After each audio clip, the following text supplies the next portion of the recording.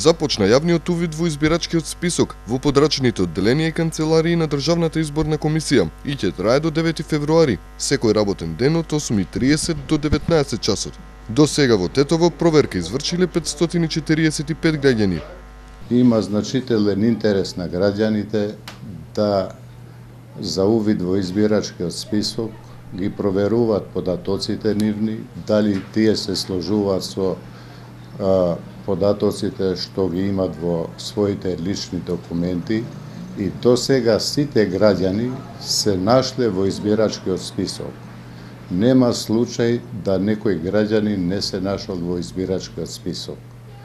Тие што немаат извадено биометриски лични документи, доколку сакаат да бидат вклучени во избирачкиот список, можат со молба до подрачното одделение на Државната изборна комисија да го направат тоа до 9 февруари оваа година.